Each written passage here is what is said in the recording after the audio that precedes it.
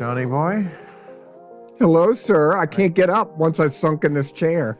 How are Did you? you see Richard Dreyfuss in this chair? No. Oh, you have to. Was he here where he said all the Right. stuff about being vomiting from the new Academy He rules? just was, he was horizontal for a lot of the... Well, that's what I mean. Like, I sat down and it's you like... have to see it to believe it. Really. But he didn't adapt to it. He just was very loose that day. Yeah. I mean, I would be talking to like a head there. Yeah. And then he would get back up in the chair. I mean, he's just... like big. Like you feel like just Tom Hanks. I wish I was that loose all the time. Yeah. Although I feel much less stressed at this age than I did when I was young. I think I do too, even though I'm busier than I've ever been in my entire life. Well, that's part of the reason why. Yeah. What makes you stressed? I know. Idleness. I know. Well, to me, I always say that I'm not going to retire, except I was just in France. I couldn't say that there. They'll set you on fire. But you're going to retire. But so I said that when I say on my show, when I die on stage, you can take selfies. And the only next thing is if they dig you up to have sex, then I say oral only. If that happens. Oh, wow. You never know what's going to happen. But yeah, I feel like the stress in my life was definitely in the earlier years because you're all about, oh my God, am I going to be a failure? Or like, how am I going to eat? Yeah. You know, but I never even worried how I wanted to eat. I used to just, whenever I was hungry, I got a little bag of Planters peanuts. And they always filled me up. Now what I want to do, have you ever heard of this is true? You know more models than I do. That models now, the skinny ones, eat paper towels soaked in water, and that fills them up. Bring on the brawny. And then they just shit out the paper? I don't know. Well, they must. They must. Doesn't it? Or maybe they get the kind that, that's environmentally correct, that vanishes in your system. I never heard that. And also models, a long, long time ago, I realized that was not really a great avenue to pursue, even for a hound such as myself. Well, I heard I was in here and I did the pose, but on the stripper pole, and they said no one else has ever gone to that pole here. Well, maybe not on camera, but certainly. Yeah. Well, I have never done a strip. I bet you have. I never have. Isn't that a great stripper pole in front of my old And side? I was at the Playboy Mansion once. And what would I do at the Playboy Mansion? But I was there once. Well, was not Half a very important voice back when nobody was talking about it for gay rights? Yes. Yes. And he also hired me. I loved working for him. He paid well. Even right up the end, I was on Playboy TV. I had some show where they did vintage porn, and I remember that. You know they what? Were fine. I liked them. I forgot about Playboy TV. I remember having a meeting at the Playboy Mansion about Playboy TV because I was like the only guy in America who had it. Yeah. Because here's what it was. Or admitted it. Well, that's the thing. Yeah. Like, married guys couldn't get it because the wife is like, really? We're getting Playboy TV? Yeah. And by that time, porn was free. Yeah. So I don't get that either. You need a guilt tax. Porn free doesn't work. It works for me. Well, I don't think free. You can type in Clarence Thomas naked in a Goodwill box, and it comes up without buffering. That is discouraging. You used to have to go into Boner World Bookshop and slink over to the creepy clerk and pay for it with a stolen credit card and jerk off all night. You can't do that anymore. And you certainly were a pioneer, which explains all the arrow marks on you. You certainly were a pioneer of that milieu. I mean, which milieu? The milieu of creepiness. And joyful creepiness. I mean, when I see in the news, like on an almost daily basis, stuff about drag queens, I think, wow, John Waters was like a half century ahead of his time on that. And drag queens then were square, and Divine was the first one that drag queens hated Divine because they thought he made fun of it and they were scared of him. But now, really? Yeah, I like drag kings are more interesting to me because they're like look like boys I'd like, and then I find out, So Divine is a man. Yes, Divine was not trans at all. He was a drag queen proudly. He didn't want to be a woman. He never dressed as a woman except when he made money, like RuPaul. And the one thing, RuPaul is a great key to his success. RuPaul has a great look as a man, too. Most drag queens do not. Interesting, because I remember having RuPaul back on Politically Incorrect, which was, I loved it. And then many years later, I saw, I guess I don't follow the show like he does it, and I saw that look, and I was like, wow, right, he has a great look out of drag. He can be completely two different people. He calls it work clothes. That's what Divine called it too. Divine, I always said he didn't want to be a woman, he wanted to be Godzilla. We thought him up to scare hippies. What do you, what do you think about this? I mean, I think what they really call this is intersectionality. Like we're talking about how RuPaul could be in the world as a drag queen and also as looking like a regular normie. He was also black. I'm sure he also had friends who were not.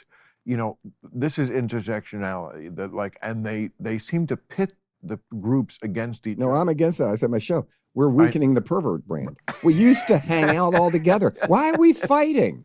I don't care what anybody wants to be. The only thing with the trans movement, some of them need stylists. That's the one thing. And I'm all for it. I don't care what anybody, you've said it too, I don't care what people want to be. I think they can change every day. But then I start to think, am I a woman? I never thought that before. But it seems like everyone is now. You seem like in rich kids' schools, they're all non-binary. No, but you're not, there's nothing about you that makes me go, oh, he's a woman. No, I don't want to, but then you're maybe not, right. I always say I look for the proton, but mine's the royal we, and they don't have that to check. Well, I mean, I can tell you're not a woman because you like guys. Yeah, but and this is true, Christine Jorgensen, who was the first trans I ever knew about in my life, and the greatest headline ever that they could never get away with today was GI goes abroad and comes back abroad, which is a great, great headline. What, but Christine Jorgensen Christine Jorgensen always said she wasn't gay because she couldn't have sex with a man until she was a woman. That I understand in a way. Right. That explains something. Sure. It does, yeah.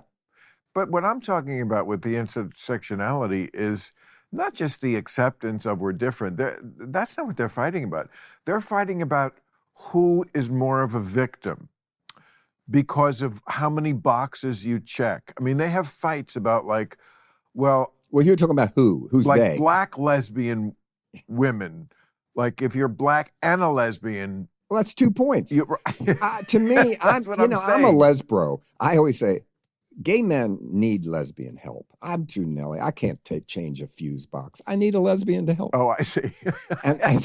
and lesbians like to fix things. Wow. And they're really good. So I'm always I must be a gay man too, because I need a lesbian to help. I can't change a fuse box either. I always got along with lesbians. And gay men didn't used to. But I don't know why, because they were the first people that helped start ACT UP. And their friends weren't dying of AIDS. So they were really brave and started up. So these days, I don't know. I live in Provincetown, which is, there's a lot of everything there. Right. There's straight people too. Straight people get along well too. That's what I like. Everybody together. I was never a separatist. We all hung around together. Right. All the people that didn't fit in, their own minorities didn't fit. We had rich white kids with black kids downtown that were gay, that were drag. Who cares? We all got along together and took acid, and it was really nice. And also, when you're talking about who's a victim, who got shit on in life. I mean, there's so many ways it can happen besides just what the things you can quantify as, okay, I'm not of the majority of people the way they have sex. I'm not of the racial majority. But you could have like a great personality and the white guy could be, a boring white guy. Well, I said it's progress to say there's bad gay movies, there's untalented African-American rappers. I think that's progress to admit that. But that's why I'm against homeschooling, because I think, yes, high school is horrible for the fun people later in life, usually. But you got to learn how to fight. You got to, I don't mean physically, you got to learn how to outwit them. I was so crazy that the kids that would beat me up thought I hated authority more than they did. But you can't tell your kids that today. Just hate the teachers and you won't get beat up. So, but I learned my way how to get through it, and you didn't, and everybody kind of has to. Why, were you mocked in high school or something? A little, but not really, because I just wanted to be beaten. I didn't care what they thought. I wanted to get out of there. But I got the shit beat out of me once. I never did. I could always talk my way out of it.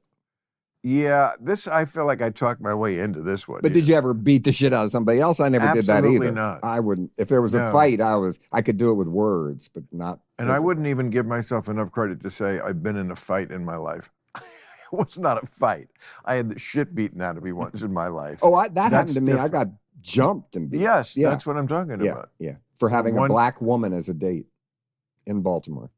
Is that right? Mm-hmm. I'm shocked that you went out with a woman. Yeah, I had a girlfriend. You did? A long, long time ago. Now, this is before you knew what you really were? I knew, but I was... Playing the part? Well, I was... Who knows? She was fun. She was in my movies. Great time. I had a great time with her. Did you have sex with her? Yeah. Oh, you did? Well, depends which one of the girlfriends. I had a couple girlfriends. I know this seems so naive. I'm sure they sound like such an idiot off a turnip truck, but like, how can you get a hard-on if you're not attracted to, like, I couldn't get a hard-on for a man, but you say you actually did for a woman. Well, when you're 15 and 16 and 17, hard-ons come quickly. Even if you're looking at a hamburger, you get a hard-on. And there's an easier place to put it with a woman. But, well, I don't know about that. Not easier? Than a mouth? I meant a vagina or an asshole. Oh, I was talking about something else. Well, there's many different holes that can be, I know, but that's but the tightest one is the one you use. Speak for yourself. Well, I guess I mean, so anyway, I understand that because there's a porn star I know who's really good, who is straight, and he's a gay porn star. And I said, well, how do you get it up then? He said, you just shoot it up before. What do you mean? You can shoot your dick up and it stays hard for 50 minutes. You mean a needle? Yeah, that's what Harvey Weinstein did. Remember they all said about that. Oh, yes. Well, that's for people who are like... Well, it's the same thing. You can do it if you don't have that too. Anybody can shoot up their dick and it works. Can't you just take Viagra? Yeah, maybe this works better. I'm sure. Yeah, I guess anything that's directly injected. Yeah. So basically they said they all use that. And Go-Go Boys use that. I never knew that. I never knew that till this second. Well, how do you think they get it hard all night and sit there with hideous men looking at them? They get that needle. Well, this is for their work. It's like medicine for work. There's modern science is a great thing. It really helps people. It certainly helps, yes, with stuff like that. What do you think when you see, like, I mean, we certainly see this in the heterosexual world, like, Cher recently had a boyfriend who was good for her. Old chickens make good soup. I always said that. And I'm looking for people that like Geritol gentlemen and glamour puss Grammys. And the last thing is hospice hags. I hope I find a hospice hag. I'm getting there. I'm 77. That is so funny. A hospice hag. Yep. That's next. No, but like... And then necrophilia. I think they... Which that's fear of performance. I've said that on your show before, I think. But, okay, I think they broke up. I read that too. But I like Cher. I've met her before. Love her. And I think she's great. Good for her. And Harvey Levin was here, and he was telling me about, like, when AIDS was ravaging in the 80s, and Cher was like the best person. Like she went and visited people. So did Elizabeth Taylor. They all did. Yes, but like Cher did it like without any, publicity about it. And yes, Elizabeth Taylor was great too. Elizabeth Taylor really did that. Yeah. But okay, so I think, and Madonna, I certainly have seen with guys 40 years younger than her. So, I mean, I think, I don't care what people, some people like old people. I had a boyfriend once who was always with older men. And I said, why? He said, because I always be younger. Won't I? Won't I? Well, that explained it. Oh, why? That's a stupid question. I know it's people think it's a physical thing, which it's certainly. Some people like old people. It's just what your love map is. Dr. Money, the crazy psychologist from Baltimore that got in so much trouble on Oprah, he was my friend, and he wrote a book called Love Maps. That you're born with a type, and you got to figure out that type. If you keep falling for it over and over, and it brings you misery, you got to change it. But sometimes you really still want that always. And everybody has a love map. Well, that's exactly. And that's, I mean, this is my story and I'm sticking to it, but it's not just how someone looks. I mean, obviously people were all cuter when we're younger, duh. But, people can be attractive into age, but it's more of like a I guess joie de vivre maybe would be the right phrase. Just there's something about being in your 20s. You just haven't been shit on enough, perhaps, in life, and you just have this optimistic, great-looking attitude. But maybe you want to meet somebody older that can show you things you've never seen. I'm talking about from my point of view and they quite the reverse. And the thing is, if I can't be young my whole life, which I can't, the next best thing to me is to be around it and then feed off it like the vampire I am. Well, I agree. Whenever I hear any people my age saying, "Oh, they didn't have as much fun as we did when we were young," that means you're an old fart and have no influence anymore. Right. Because you have to keep up. You get youth spies. I read music reviews. I spy on people. I eavesdrop. I mean, you must have so many younger people who adore you. And so I bet you spend a lot of your time, like I do, not with people my age. Not that I don't love my old friends, but yes. But I just came back from a week in France. I did a book tour, and the French have always been so great to me. And the kids were 20. They weren't even born when I made my last movie. Right. And all the young boys were giving me French poetry they wrote. I felt like a dirty old Verlaine. Well, you are. No, I didn't act on anything. Okay, I know. Yeah. But come on over to my house and read that poem. No, I didn't. But that's what I'm talking about, is that it's so great that you've feathered your nest all these years and you have this body of work, and, celluloid is forever. So it doesn't matter if they were born like 50 years after the movie was made. And then here you are reaping in later life the fruits of that with the thing that is so hard to get unless you've done something like that when you're older, which is why else would, 20-year-olds wouldn't if you were just John Waltman walking down the street in Paris, the young 20-year-old guys are not going to be giving you poetry. No. I mean. But in France, it's always been, I went there for my 70th birthday and I took 5 friends and we went out the first night and walked across the bridge and a kid on a bicycle rode by us, did a U-turn, and came back and said, "Welcome to Paris, Mr. Waters." And I thought, is this a Woody Allen movie? Did somebody pay him to do this? But it was true. It was just so great. I'm so happy for you that you got to see that. I'm happy for me. Yeah. That I got to get to see my version of that. I said to Debbie Harry recently, aren't we lucky? She just came back from a huge tour where she's so respected and doing great. Aren't we lucky that we live long enough to see this? Is she one of your buddies? Yeah, she's a great buddy. And, I always joked and go, yeah, she's doing great. And she's lasted forever. She can sing every kind of music. She had a movie career. Then she was the same thing. She didn't wait till something didn't work. You try something else. Right. It's just as important. And what's she doing now? Singing. She does tours in giant stadiums. She does? Yeah. Blondie had just a huge. With Blondie? Sometimes, definitely. But they just did it in London, like huge stadiums and getting amazing reviews. And she's having really great time, Yeah, they did a reboot of the movie American Gigolo. Yeah. Did you see? No, it was like, I didn't see it. Why they should remake the bad ones, not the good ones? They should remake Ice Castles and movies like that. Why? Oh, because they were bad. They were bad, so they get a second rewrite. Why would you make the classics over and just ruin them? I'm always amazed that they keep making some movies over and over again, and they're never good. Like The Great Gatsby. And the last time, the Leonardo DiCaprio one, because there was a Redford one, and I think there was 2 before that.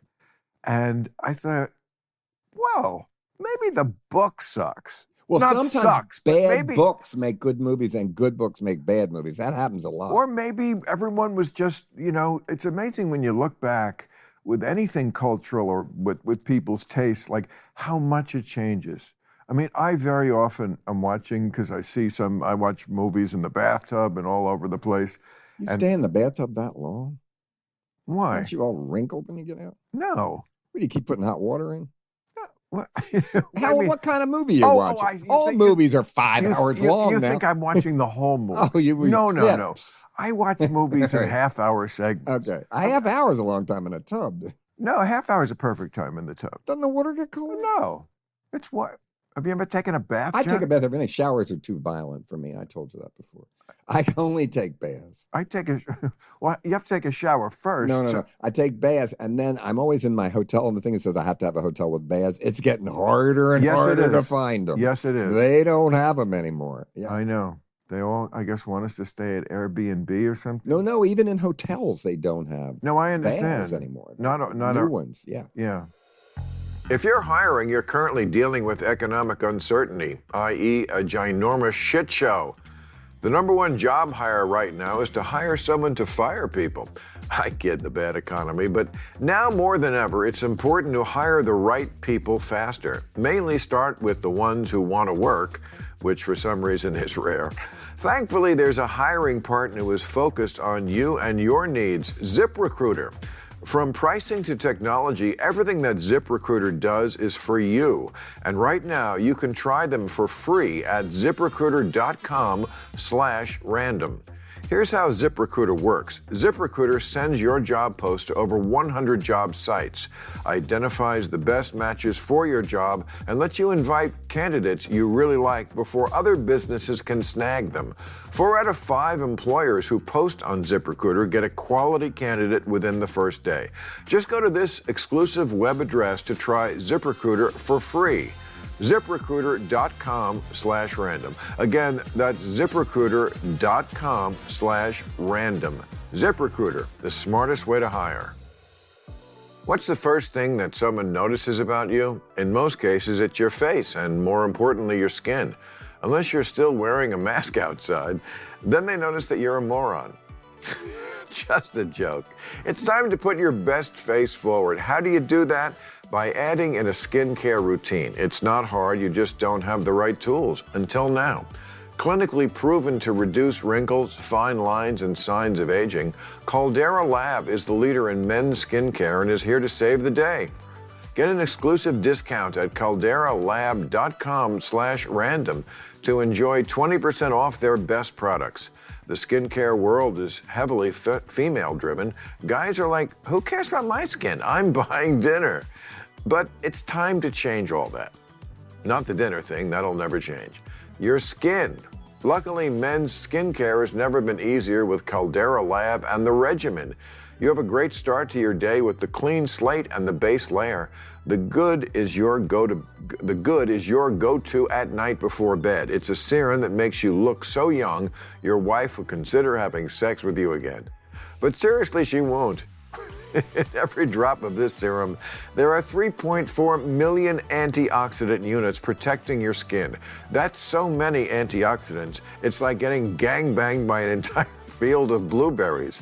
It takes less than a minute, morning and night, to help reduce your wrinkles, fine lines, and signs of aging. Get 20% off by going to calderalab.com/random. That's 20% off by going to calderalab.com/random. Jump into first impression royalty with Caldera Lab. Do you like adventure? Check out Expedition Unknown, a podcast with Josh Gates from Discovery Channel. Josh Gates is a member of the Explorers Club and has a degree in archaeology. Panty dropper alert! On Expedition Unknown, he travels all over the world searching for lost cities, buried treasures, and the truth behind unsolved legends. From the remote jungles of Cambodia searching for a lost relic to the American Midwest to find the legendary loot of Jesse James, Gates wants to get to the bottom of these mysteries. Listen to Expedition Unknown wherever you get your podcasts. The point is, John, that I'm watching shit like I'll go flip through the movie guide and see, and then of course they're showing all these 50 movie channels, and they'll be like, oh, look at that, Terms of Endearment. I remember that from 40 years ago. We all came all over that one in 1982. And then I watch it and I'm like, what the fuck were we so excited about? Well, Cancer, you were sobbing, but today you weren't. That's the difference. That was a tearjerker. It was, and I liked it too. In spite of myself, it was hard of me to admit I liked it then because it was such a tearjerker. But sometimes tearjerkers work, and they are good. I found it. Well, first of all, I didn't remember what even the story was. I remember it was Deborah Winger, and I guess Jeff Daniels, Shirley MacLaine, and Jack Nicholson. Of course, that I remember. The astronaut part. I completely forgot that the whole movie is that halfway through she suddenly has cancer. Yeah. Which is like the oldest trick in the book. But also now in real life, this happening. A lot of people I know suddenly have cancer. Well, it always happens in real, but not when you're that young. No, yeah. I mean, this is part of the, let's kill the young girl genre in show love business. Story. Wasn't that the I first just one? watched that again. Well, that was a howler then. I thought it was terrible. Well, I think then people thought it was terrible. It was just a huge hit. That was never, did that get Oscar nominations or anything? I don't think, did it? But you know what's funny about that movie is like, I am the easiest cry in a movie. Mm-hmm. Like in real life, very hard to make me cry. But like, if you just push the right buttons, and it's not even that hard, I will cry at a movie. That movie, like, nothing. Right. It's sad, but it doesn't do that thing, whatever that thing is that makes you cry. It's just plain sad, and it was just like. Also, like, I didn't really give a fuck about either one of them. They looked like they were like pre-Gen Zs of their era. I don't even know if I ever saw A Love Story, to be honest. I just heard so much about it that I rejected it before I even saw it, which was probably unfair. What about the song "Honey"? Which song? Was that the song in it? Remember Bobby Goldsboro in 1968 had a #1 hit called "Honey"?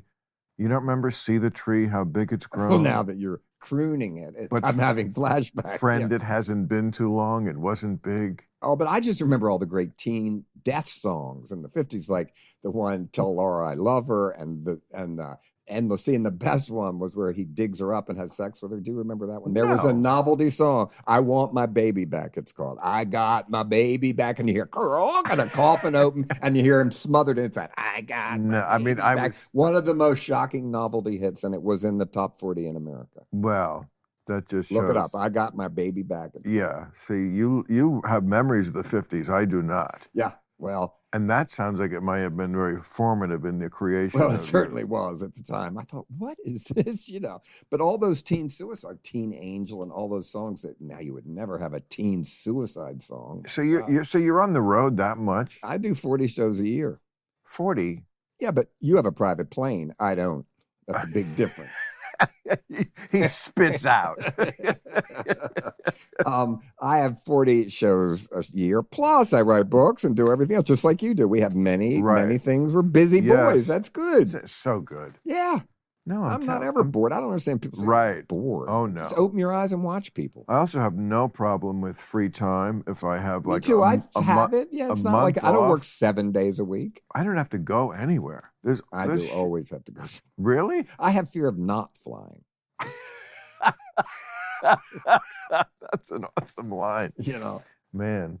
And the other thing I thought today, the writer's strike, I wish they had that in high school. What do you mean? I wouldn't have to do my homework. If you were a writer in the Writers Guild and the writer's strike happened and you were still in high school, you could not do your homework and they couldn't make you do it. So I'm trying to think of good things. I'm always an optimist. I wish I could be sanguine about it at this moment, but it just... Oh, no. It's like, you can have a movie that's about ready to get made. And maybe they hired me to write the script for this. I remember when you were on Real Time for this. I read this for that. I can't do it. Oh, by the way, the thing about, and this is your book. It just came out in paperback today. Liar Mouth. It just came out in paper. Yeah, well, you plugged it on. Last time I did so the show, funny. And, I love a novel. It's too rare that I read novels because I have so much really? I always read them. I like them. I know. I like them too. There's just not enough hours in a day. But the thing about, she steals luggage. Well, people could do that, definitely. And then, this is before that guy he read the book, I think.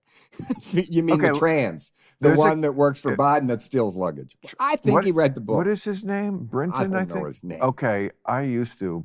Was he on your show? No. You should get him on now. He was a high-level official, I think, in the energy department. And, where the energy department is the department that watches over our nukes and matters nuclear. Yeah. And he was like, he certainly was well qualified, but he was a full out wearing a dress.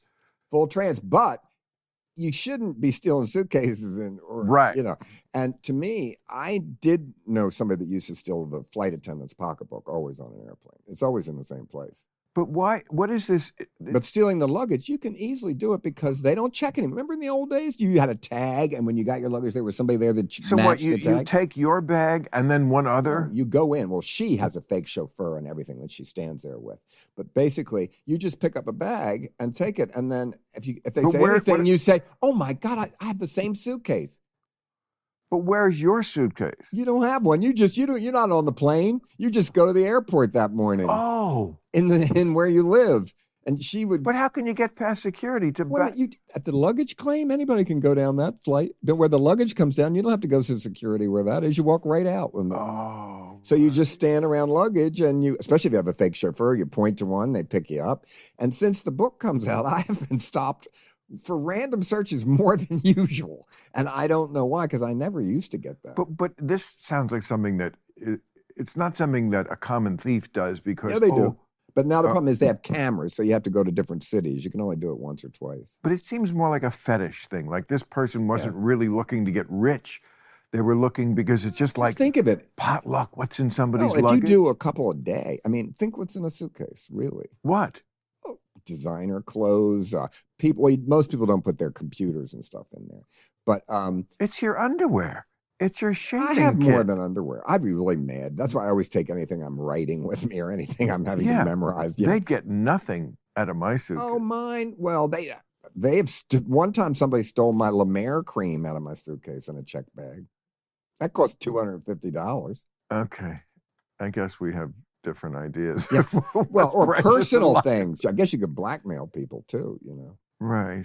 But still, there are people that do steal suitcases, and there are people that in airports. And since they always say the first thing they tell you in high school is write what you know. So since I'm practically on an airplane every day, it was easy to do research about it. And I did know somebody that stole the flight attendant's pocketbook always. And I was always so shocked by that she would do that. It's always in the same place. So what do you do? So if you're only on the road 40 days a year. Well, that's 80 because you're going to go and come back. Okay. I know when you came to Baltimore, you went back the same night on your private plane. Let it go.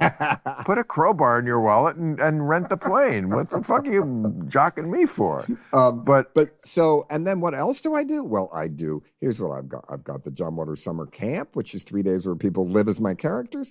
I host the Big Punk Rock Festival in Oakland every year. It's the 7th year. I have the John Waters Easter in San Luis Obispo. I do birthday shows. The only thing I don't do is Groundhog's Day. And eventually I'm going to do that, but then I'd have to do the same show I did 2 years ago, but then I'd have to memorize it again. So but these are all things you do on the road. Yeah. At home, I write books and movies. But that's a lot of days alone at home. Yeah. So I'm used to that. Yeah, but I mean, I'm just asking you, I'm curious what you're, how many nights a week do you go out to dinner with friends? I would say out of 7, I'm almost never home 7 straight days in a row. But if I am 3 nights at least, I go out to dinner. And I love to stay home. It's like me too. Yeah. And I also love to have dinner with my friends. Yeah, but I have dinner with my friends a lot. You do. And I'm in Baltimore. I have the oldest friends. I don't trust people that don't have old friends. I've had friends for 50, 60 years. Me too. Yeah. I'm just saying. So that's who I see.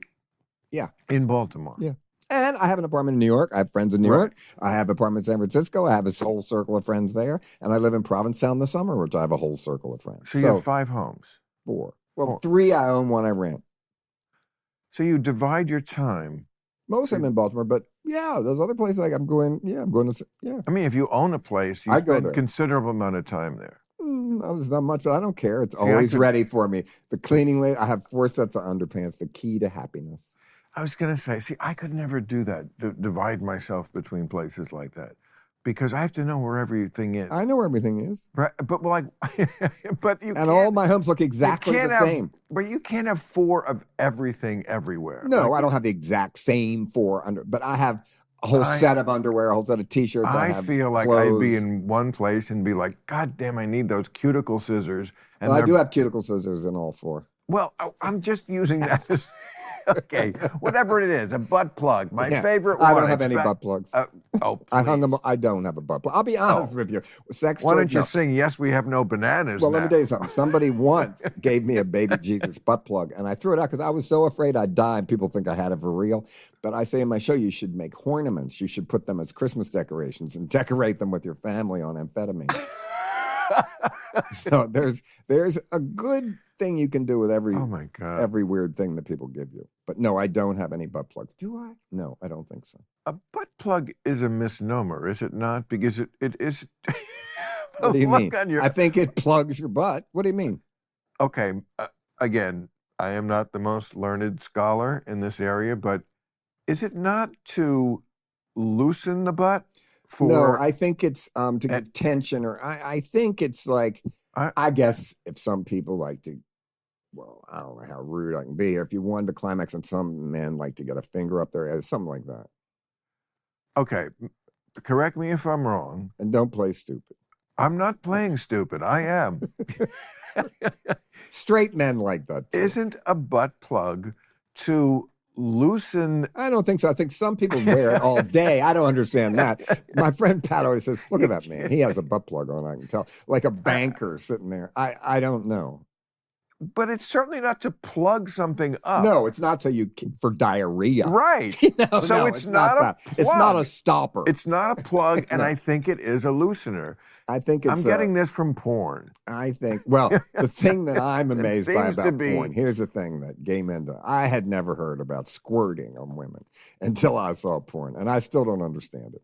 And I say that basically, I've seen porn of it though, that you should really develop that if you have it with your gynecologist, because think if there's an old votive candle that's still burning, you can go, bang, put it out with 20 feet. You can really be the hero of your family celebration at Christmas. You can't imagine why that's sexy? No. What are they squirting? Could you just tell me? But I'm talking about is it urine and cum? Oh, God, I hope it's not urine. Well, I think it is. It is? It's partially, yeah. Like during actual sex when they're having an orgasm? I'm not the one. You should know. I feel like I should make that Lucy noise. Yeah. I mean, I think there is urine involved. Oh, God. You've been involved in shooting. You've seen. I mean, sometimes you have encouraged a woman to. I'm not encouraging them. It's just some women are very. I just never. Gay men don't know about this. It's a new I'm thing. telling you. If it wasn't for porn, I would have no idea. I said, "Oh my God, what is that?" But I mean, this is disconcerting news because, like, boy, sometimes it's like you need the splash guard from SeaWorld, and God, if it's, I think it's a splash. Anyway, John. I'm new things you discover. I'm 77. I don't know about squirting. That's crazy to me that you, of all people. Well, I had heard, but then I saw porn of it. But somebody who's into so much more unnatural and crazy and freaky shit. How do you know what I'm into? I've seen your movies. That's not as many. Alfred Hitchcock said, "I don't kill people in showers." You know, just because it's in my movie doesn't mean I do it. I know, but you're not really claiming that there's a complete disconnect between what an auteur comes up with and puts on film. It is what your idea is. Well, I mean, everything's a little bit in your mind, but you know, I have never eaten a dog turd. Right. I know, but why? But John Ford also never made a movie about that. I feel like you're different than John Ford. Not worse. Different. I'll say that's probably true. I really got to catch up with John Ford because, like, I keep hearing things from various people. They're usually cinephiles, but like he does have this reputation as like, oh, you. I never liked the movies. I rooted for the Indians to kill him in all his movies. Native Americans, you can't say Indians. My favorite thing, and I think you've talked about, is Sacheen Littlefeather, who then found out that she was a pretender, and they came up with that word. She's the Rachel Dolezal of that movement. Isn't that amazing? It is, but I say, people say to me in my show, I bring her up, and they say, oh, you should give her a break. Why? I say, if I came out at a dashiki and sang Misa Luba and called myself a Caucasianot, they would give me shit. That's hysterical. You know, but that's the next step. That's the only thing I could do to compete with her. I may have told this story before, but I'm going to tell it again. When I read that obituary of Sacheen Littlefeather, I said to Quentin Tarantino, you have to make this movie where he loves to remake the endings of real events. The night she goes to the Oscars, they boo the shit out of her. Yeah. John Wayne has to be restrained from rushing the stage a la Will Smith. She goes to Brando's house with the trophy and gets shot at on his front step. I said, make the movie where he loves strong women characters, where she is Sacheen Littlefeather, then takes revenge on the entire Hollywood community who booed her. But she can't now because she was a fake. And that's the ending. And then it turns out she's not even I think it'd be a Indian. great movie where she went and shot John Wayne would be, an exciting movie. Exactly. But you can't now because she was a fake the whole time. And you said on your show, didn't you say, so what if people can be a different sex? Why can't you identify with what race you want to be? Right. In a way, there's, how far does it go either way? But like, wouldn't you love to see, I don't know, Russell Crowe as John Wayne? And I'd rather see Russell Crowe as Sacheen Littlefeather. Sacheen Littlefeather could be played by like that girl who's Wednesday. Did you watch Christina Ricci? No, they I know they did it. Well, she was in it too. No, she was in another one. Yes, she was. She was in it. Yes, but she wasn't Wednesday. No. Wednesday was, I can't remember. She's new. She was terrific, and she'd be a good Sacheen Littlefeather. But I think the story's too short because only people remember are kind of our age, and no one liked her that much. She was never. But it was a giant moment. Yeah, it was. Yeah. And the fact that when I did the thing on it in real time, the point I was making was, look where the liberals were 50 years ago. This was liberal Hollywood who booed the shit out of her, and somebody shot at her, according to her anyway. Well, we can't believe much she said, can we? That's the thing. It's very possible. Yeah. But she made that up too. Because her whole family said, we shut up for years. But once she died, we said, we don't have a drop. But you like living alone, like I do, right? You could never live with somebody. Oh, I've lived with people. You have? Uh-huh. For a long time? Mm-hmm. And they always don't want to be in the public life, which I'm like Dolly Parton. And then what? These were boyfriends that I've had that boyfriends relation, but they have real lives and they're not in show business. They know I'm in it, but they're not in press, which is so nice. And when was the last time you were in one of those relationships? Recently. Really? Mm-hmm. But it ended? I don't know that. Oh. But it was not badly or anything. I mean, it's But you don't seem like, I mean, I don't know you that well and I don't see you that often, but you don't seem like someone who's ever been in some sort of, this relationship is over, woe is me, trough for too long. I've had that. You really? Sure. I mean, I think, yes. And I'm 77. Were you like moped for a year? I wouldn't say mope, but I always just worked harder. But certainly I have been through emotional relationships, definitely. Yeah. Haven't you? Yes. Yeah. But I'm heterosexual. Well, you don't think homosexual people go through I'm joking, of course. Yeah, no. It's not, that is the same. Exactly. I'm sure. Love is the same. No, I remember when they legalized gay marriage, like not even the national one, but like somewhere, I forget, it was going state by state, I think, for a minute. And it was some state that was not like one of the usual suspect liberal states. And you saw like they had the film crew in front of the courthouse where all these gay people were getting married. And it was like such an eye opener that it was like, wow.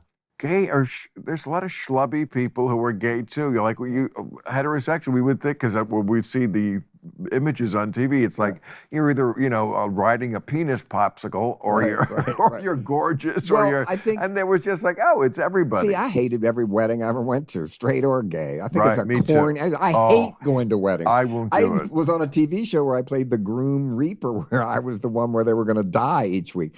So and talk about squirting. It puts women in heat.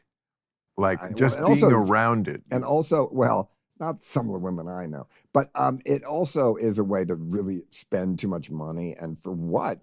But I'm for marriage. I believe in it. My parents had a really happy 70-year marriage. My parents had a very good 41-year marriage too. So I believe in it. I believe it's possible. I don't get an open marriage, then don't get married. And threesomes, somebody's always the lettuce. I agree. Who wants to be the lettuce? Exactly. I could not agree more about that. I don't get it. Then don't get married. I don't get it. I always said it's better for the ego than the dick. Like it's something you do when you're 32 or something around that, and you think, oh, you're hot shit, and you want to, and you're right. It doesn't work. One person gets left out no matter what. So then fuck a real sandwich. That's called splashing. That's splashing. That's fucking food. It's a lot easier, and you can be a pig about that. That sandwich was asking for it. Also, you can be terrible about it. One person is always jealous, unless a threesome happens like completely spontaneously among the three people. On the street or something? Well, I don't know. How spontaneously can it happen? You go home with somebody, another person wanders in trying to get a glass of milk and feed you. Are you kidding? I'm sure at Ibiza in 4 a.m, when everyone's on ecstasy and out of the country, I'm Or sure maybe if you're threesomes at have an orgy or something. But well, yeah. that's like three people just go, I don't know you, I don't know you, and I don't know you. It's perfect. But if one person is already somewhat involved with another person, there's going to be jealousy. And if you're a married couple and then one of them says, would you like to have a threesome? That means the other one's on the way out. Really, What? it means if a couple, if one of them says to the other couple, well, let's open a marriage and have a threesome, the person that said it is the one that wants to get rid of the other one. Of course. If you say yes, you're on the way out. Right. Definitely. Right. No, it's just, it doesn't fit. And I guess there are people who are pulling But I off know now people that are in threesomes that are like married, like when you invite them, it's +2. Well, it's not +1. They would be offended if they, that word, I don't know how to say it. Yeah. But you have know to people invite, like that? Yes. I don't know any thruples. I know 2. Can you describe them? Well, they're like 2 men, 2 women. Yeah, they're all men. 2 of them. Oh, they're men. all. No, there were 3 men together. 3 men together, yeah, like the Three Stooges. Yeah. Remember I love the Three Stooges. Me too, because they slept in the. Listen to this. This is way before I even knew what a gay person was. They slept in the same bed, and they would introduce each other as my partner, even though they were in no specific business. Yeah. Well, they were in the business of grossing. My partner. I know. I love the Three Stooges still. Yes. Still. Oh, Did you ever see the movie Snow White and the Three Stooges? No, I never. The Three Stooges and Sonia Henney, the Olympic skating star. Of course. Why she made a Three Stooges movie is what agent told her to do that. That's the oldest story in show business. Why? Because that's the best offer she had that month. But she was a skating star. Did she need to make a movie? Do people need to go on reality shows at the end of their celebrityhood? No, it's a drug, and they have to they just want to stay in the public eye. Don't you feel that too? People say to me, haven't you had enough? Haven't you really? No, had but I wouldn't do a reality show if it all ended tomorrow. I wouldn't I'd try to get out as close to the top as I could and not slowly slide down the mountain. No, I'd go back and I was a puppeteer, was the first job I ever had for children's birthday parties. So I'd give a really fucked up one for the richest kid alive. Just go in and do it just for him. That would be my last show business thing, a puppeteer once for one show. Again, the great thing is, yes, it's not great to be our age, but we've settled that issue. We did it. They can't take it away. And if it ended tomorrow, I would be so sad because we're both still enjoying our work so much. But it was like, okay, I guess I'm just being greedy now. It's not going to get much better than this. It's not going to get your better. career or mine. No. Yeah, I mean, what else can happen? And it's great as it is. Yeah, I know, but what else can happen? And I'm not a greedy guy. I don't have to do this and be a singer. I wish I could sing. I would have exploited that already, but I have 2 Grammy nominations. I wish I was 6'2", but God fucked up. But what can I say? Couldn't sing. Have you ever tried to sing? Have you ever sang on your show? I used to sing at the end of. I did a Hawaii show 12 years. For 12 years, just stopped doing it on New Year's Eve, and we would always sing "Smile," Charlie Chaplin's theme song, because I thought, I'm a comedian. I should sing a comedian song. It was 100 years old. Stood the test of time, and it was New Year's. You sang it by yourself? No. Okay.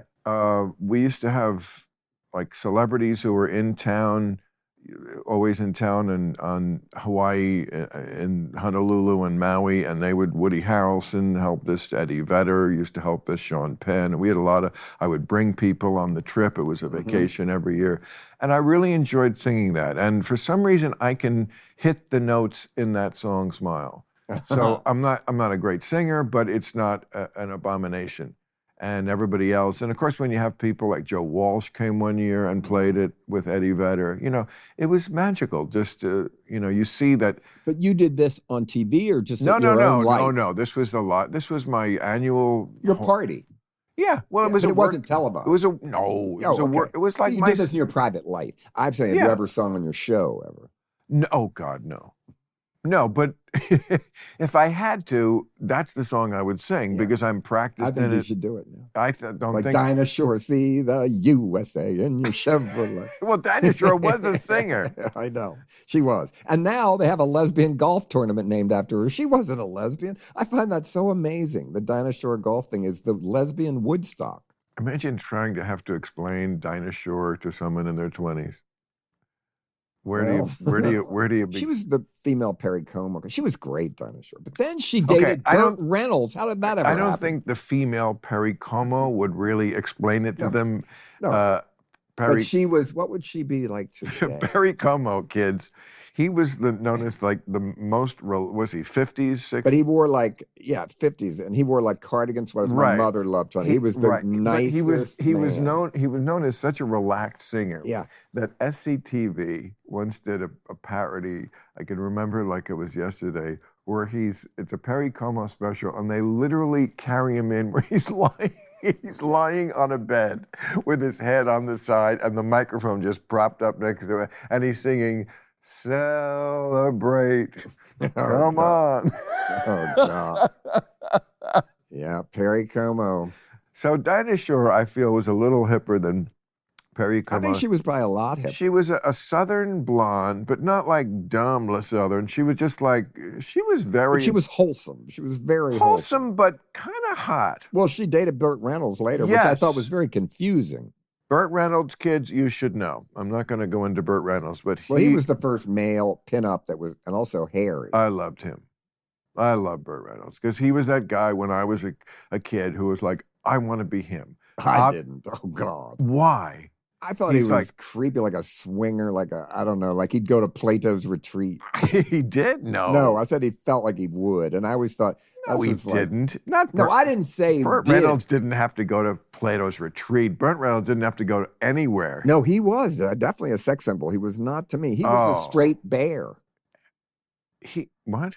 He was a straight bear, hairy, very hairy. But isn't a bear fat?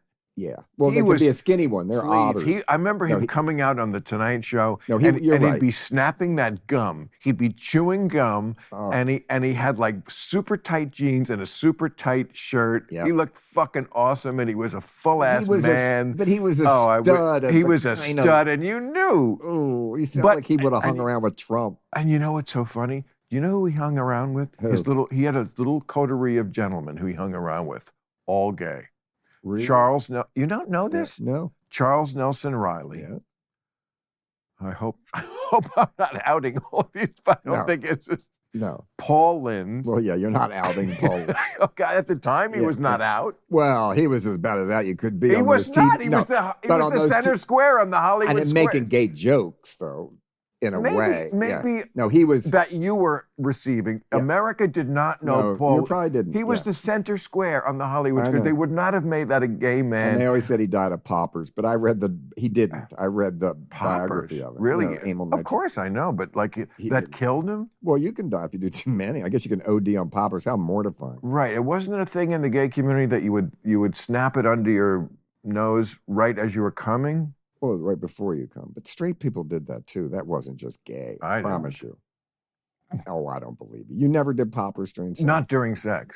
You never. I used to do it like in department stores with friends and like be crazy. Like, you ever see that Lars von Trier's movie where they all acted retarded? You can't ever say this today, but they would go out in department stores and then people would run from them. It's really good, but it's very politically incorrect. But we would just do that. We did them on roller coasters, going up the hill.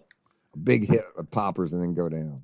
Yeah. You never did them for sex? No, it was amazing. College, and it was the same stuff as poppers, but it was a little packet. Anyway, it was amyl nitrate. Yeah, amyl nitrate. Yeah. It was the stupidest drug I ever did. I liked it. It was so short. It was that's why. How bad could it be? It was 3 minutes. But it was like you turn red. Your heart would... It smelled like dirty tennis shoes and you got a headache. But it was fun. Why did you say it's fun? Because you didn't do it sexually. Try it. Oh, right. Well, it's a little too late now. No, it isn't. Go get some tonight. Rush. Let's go down the store. Go down the Pink Dot. Right. They'll deliver it to you. I'm going to put it all on the line, John, at 67 and do poppers now. Right. Well, it's better than Coke. You do one Coke line of Coke now and you drop that of fentanyl. I wouldn't do that either. No, me either. But I'm saying. But why in a department store? Just because it would freak people out. We would just go in there. Oh, I see. And then just to cause trouble. And then sometimes it would freak people out when somebody else would shoplift because they'd be looking at you. What do you think about this woman who claims that Trump raped her in a department? Well, my favorite thing that Trump had the nerve to say that historically it was correct, that grabbing pussy was fine, and then had the nerve to say to the female prosecutor, "You're not my type either." I couldn't believe he said that. And he's a free man. He's an unbelievable man. But that is amazing he had the balls to say that. Well, balls is not his problem. And who's his type? Who would be his type? I mean, imagine blowing him. Oh, my God, what a horrible thought. Yeah, no, that's true. But he definitely had a type. Yeah, he did. And look, he did. But I'm saying, who would be, for a woman, what type would like him? Obviously, gold diggers, I guess, you know. But you got to be digging deep to get gold for that. No amount of money would be worth it. Well, I think. But when he was around when I was young, he was a liberal. He was in Studio 54. Of course, exactly. He wasn't this. No, he wasn't this. And everybody I know who knows him, everybody has said the same thing. He wasn't like that before he was president, and maybe he wasn't even like that off camera when he was president, but I think the presidency made him that character. Well, he won by acting like that. What? He won by acting like that, but right. He got worse. Right. He followed the crowd that liked whatever got a good response at his rallies. Like he was just like a comedian. He'd keep the bit in. But we do that too. I'm saying. Yeah. We do that. Yeah. But we're not the president. I know. Like if the wall, the whole thing, he didn't think about, like, how can I solve immigration? He just one day said, we should build a wall. And it got a huge applause. And he was like, I'll keep that bit in. Yeah. That's all it is. That's all that guides him. People think, but okay, on the women thing, he's had pretty women. I'm not going to lie. I can't take that away from him. To me, a pretty woman would be like Verushka or like... Verushka. Remember her? No. She was a model in the 60s. Oh. To me, they were hair hoppers to me, all the women. Hair hoppers? Yeah, hair hopper is a person that spends too much time on their hair without irony. Oh. What about ironing? Well, I have a book called Extreme Ironing. That's my favorite book I own. There's pictures of people ironing on volcanoes, lavas going next to them, on speedboats, skiing. There is a book called Extreme Ironing. You should get it. It's really ironing, like ironing your clothes? They're all on an ironing board ironing with the lava coming out. It's all pictures of extreme ironing. And they're really there. It's not Photoshop. I think so. So the idea is that go with an ironing board and iron in the most dangerous situation. It's so good. There is no possible reason for this book to be. The human mind. There is just nothing too depraved, but that's what's so delightful or weird that they will not have thought of it and then done it. I know. So how can anybody ever say they're bored? No, exactly. Not when there's extreme ironing in the world. I know. That is, wow. Talk about irony. But can you iron? Can I iron? I can't. If I have to, of course, anyone can if they have to. I remember doing it many times. Yeah. No, did I ever think I did it great and mastered the skill? No. But I mean, for fuck's sake, if you can't like approximate it. No, could I do it at the foot of a volcano? I probably would not be too nervous to do it properly.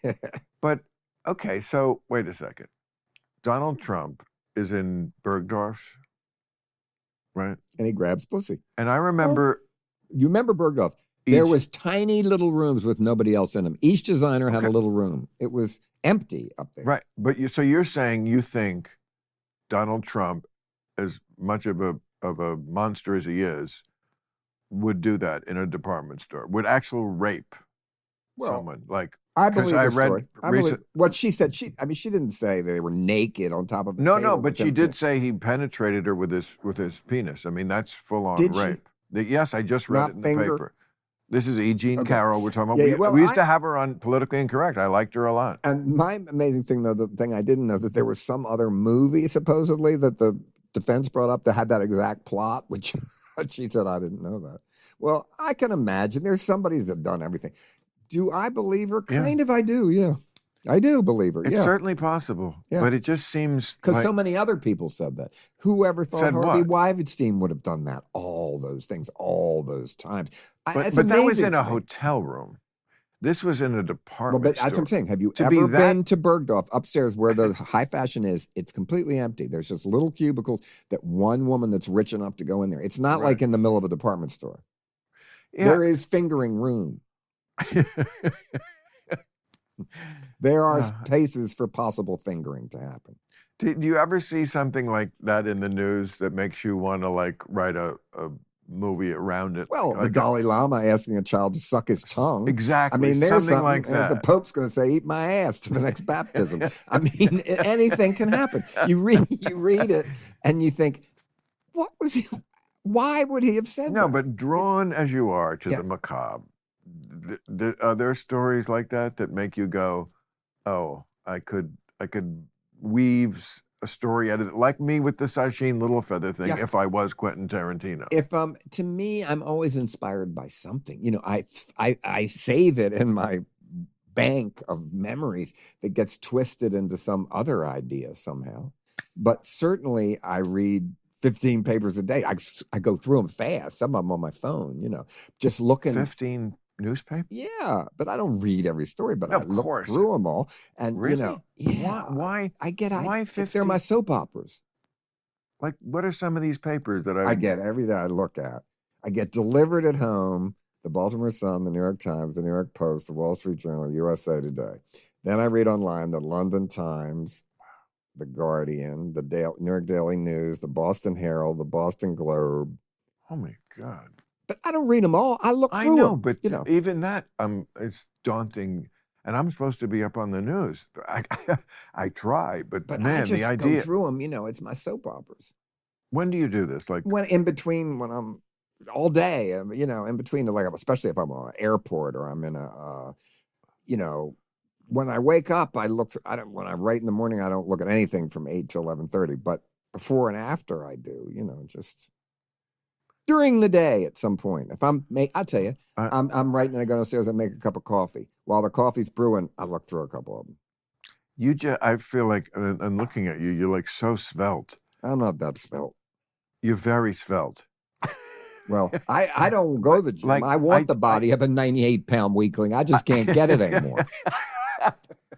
I just think you have a motor in you that churns like a lot faster. That's why you're skinny. That's why you read 15 papers. I think some people just have a motor that works. It's just my dog is like that. He just has a motor in him. He's 15 and he runs around here like get the fuck off! You know, nobody's been here, and I'm going to bark at you. It's like he's just got a motor. I think you're that guy. He wants to escape a lifetime of human caresses. Does not want to escape. He absolutely does not. But he would, just because, you know. Well, I'm glad I have that energy. Me too. You know, I'm glad you do. I wish I did. You have it? Are you kidding? You do a TV show, and then when you're off, you go do a stand-up show somewhere. Yeah, of course. But you know what? You have to do that? To me, of course not. No, but is it in your contract, basically, that you have to do stand in between? Contract with who? It's between... Well, you know. Who's hiring me? Me. Your show. It has something to do with my show. But it isn't... Well, it does in a way, doesn't it? It helps promote it. Yes, I think doing stand-up and doing real-time do feed each other. Yeah, and you go to each city and actually, that's like a politician. It's shaking hands in the supermarket. Exactly. Yeah, I do it You get a feel for the country in a real way that you do not if you just I agree. sit in L.A. And by the way, I think you see that in other people who sit home in L.A. or New York. And, you know, it's funny and kind of sad. All the things I used to be able to only say about the Fox News crowd, I can say about liberals now too. Like I used to always talk about the bubble that they were in, and conservatives, of course, are still in a bubble, but so are liberals. Yeah. And that's just a different kind of bubble. Yeah. And that's sad to me. I think the most radical thing I can think is that I'm middle of the road these days politically, because both ends are so ludicrous. Right. Yeah. That for once I say, "Oh my God, I'm middle of the road" is the most radical thing I can say. That's what I'm selling. Yeah, right. You know, it's funny because it's not so funny. It's not funny, but what is kind of funny though is that even though, like, when you read 15 papers, or even me, just a few, or none some days, it does seem like everything is falling apart, and yet. When you go outside life goes on. And does. life in America. No, I passed. But America's. I saw, just came back from Paris. The city was alive. They recovered better than we did. Really? I mean, it was the whole city alive. People everywhere, every cafe filled. Completely here. New York, go downtown in San Francisco. It now looks like the beginning of Beau is Afraid. Have you seen that movie? No, but you should. It has some really great shit in it. What is it? Beau is Afraid. It's Joaquin Phoenix, but it's 3 hours long, and he's going crazy through the whole movie. But Patti LuPone's great in it. No, look. They're all too long movies. I know. I always say the same thing. They all need an editor. You got to kill your children. Yeah, I know. You have to have the guts to do it. Just get over yourself. But now they have to be taken seriously. They have to be too long. Which to me, all my movies, there should never be a comedy longer than 90 minutes. 90 minutes. Yeah. Thank you. Yeah. There's no good thing as a good long joke either. No. I hate shaggy dog stories. And also, like very often comedies, just silly comedies, but ones I've enjoyed, there's really only a half hour that's good. It's a half hour to get into it, which is I don't need it. It should be 3. From my old days of 16 millimeter film, a beginning, a middle, and an end, 3 acts. That's 90 minutes. But only the middle. I'm saying only the middle act is good because the first act is about who they are. How does he, Black Knight? Why is he a black guy in the Middle Ages? Because he drank this water. I don't. That's the funny part. Get him in the Middle Ages with the Celtic jersey on. That's okay. And then the last half hour is resolving the plot. I don't give a shit how he's going to make it work with the girl. What makes it hit. Really? The first 20 pages they always say, what gets your movie made, because that's all the executives read. Is that right? But the last 30 pages are what makes it a hit. Because when they come out of the movie theater. That's such a wise thing. It's true. I've said this before to people who were asking me about screenwriting. First of all, why are you asking me? I'm not a screenwriter. But I did try a number of times. Of course, we did everything when we were young and had that kind of time and energy and also idleness. I had nothing else going on. And anyone can have a good idea for a movie. Sticking the landing, that's where the pay dirt is. Most of the movies that get made don't have a satisfying ending. Well, they test them so much now. That's the thing.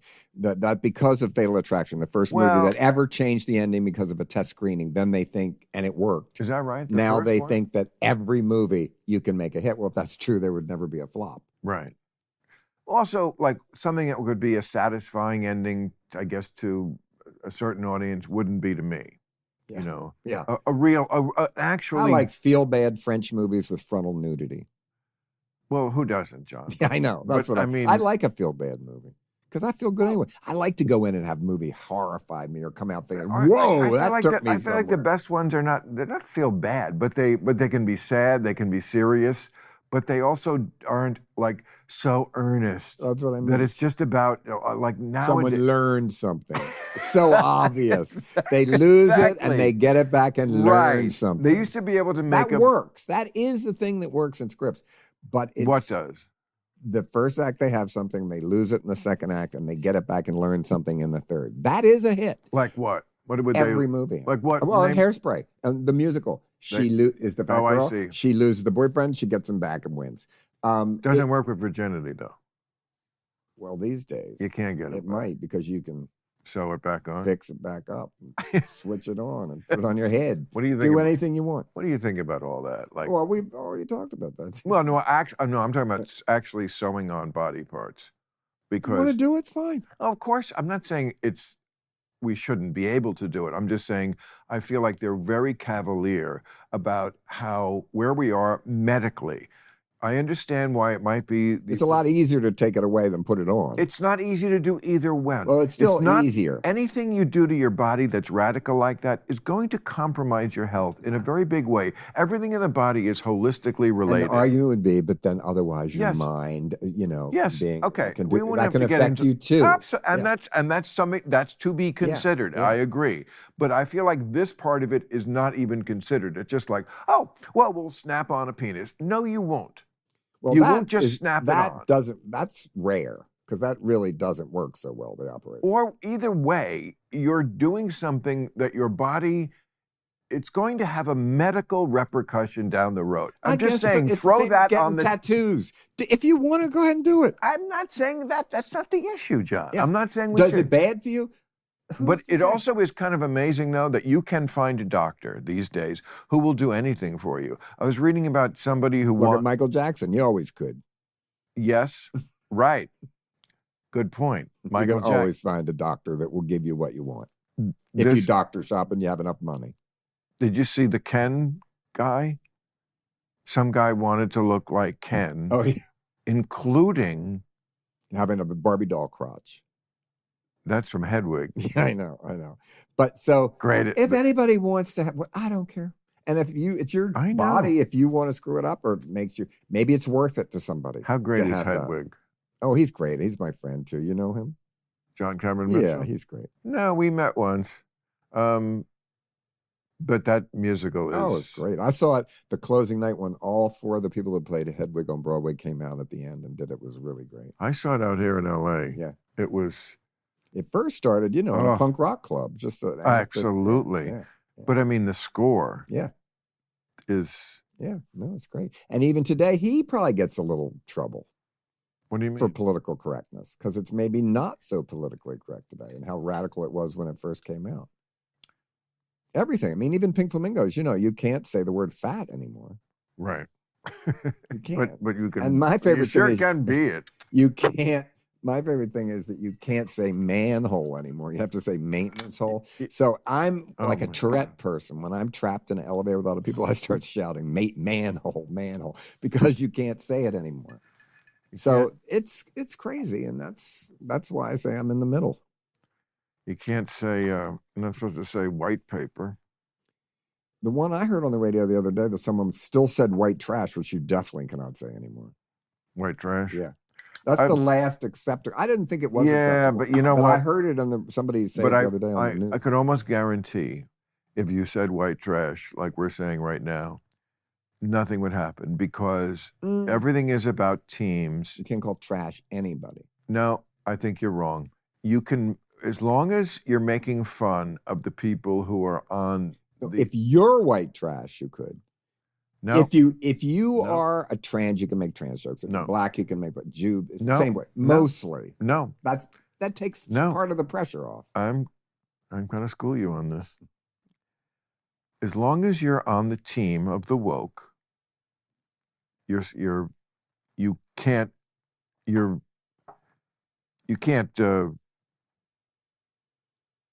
make fun of the things that they prize. As long as you're making fun of the stuff that the kind of people that the woke fight against, which are white trash, I can make 1,000 fat jokes about Donald Trump. You'll never see a complaint on Twitter because the woke are the ones who do that. The conservatives, they may not like the fat jokes about Donald Trump, but they are a lot easier about just brushing it off their shoulder. And if you did white trash, they would be like, yeah. I wouldn't say it again because I know it isn't funny anymore, though, to say white trash. I mean, Roseanne can say it. Why? Because it's just not funny anymore because it's not new, it's old, and it's like... What about redneck? Redneck you can say, especially if you are one. Isn't it this? Well, that's not saying the word trash. Right. Trash is looking down at that you're less than other white people because you're poor. Yeah. I feel like white trash should be able to be used to describe a certain type of person of any race, the way cunt can be used to describe a man. As you know, in England is like the nice, simple, sort of like you silly thing. And here it's like the worst thing. But they don't take it literal. In other words, you don't hear when we say cunt, it's a very bad word about a woman. In England, cunt is like you silly idiot. Right. Yeah. It's not even obscene hardly. Well, that's what I think white trash should be. I don't. I think white trash is just a dated word that doesn't work anymore for humor. Okay. Well, I'm not going to push it. But well, I know you have to get to a book signing. I'm going to go to Book Soup, one of my favorite bookshops in the world. Fucking love that you are always on the go. And then what? You're going to go to... I go to San Francisco tomorrow to do the San Francisco lecture with and Aubrey Plaza is interviewing me. Oh, I love her. Me too. Oh. And then I go home, and then I go back. But what about tonight? I said we meet up at the Abbey. Because I get leave at 7 a.m. So what? We'll do some poppers. We'll go to Rage. Oh, about God. Rage. 11. Oh, God. No, next time I see you, when I do your show, which I think I'm doing in the fall, I want to tell me if you did poppers. Okay. And then we're going to go to the Open Fist. Oh, no, it's closed now. What was the one I liked? The Spotlight. That was the last one. I took the New York Times there once, and we had to do an interview with Johnny Knoxville, and we did our interview at the Spotlight right before it closed. All right. Thank you so much for doing this. Thank you, Bill, for having me here. I'd love this. to see your. I love it down there. I know, isn't it a great? The Hells Angels clubhouse. They took me to theirs in Baltimore. It was great. The Hells Angels. Yeah. See, everybody loves you. It was great to be in there. And they had axes on the wall. Everybody, I said, what are they for? They said, in case. But I asked such a stupid question. In case what? I didn't have to ask. Club Random. All right. Thank you. Thank you. Oh, I'm so glad you did this. I never do this on a Monday. Club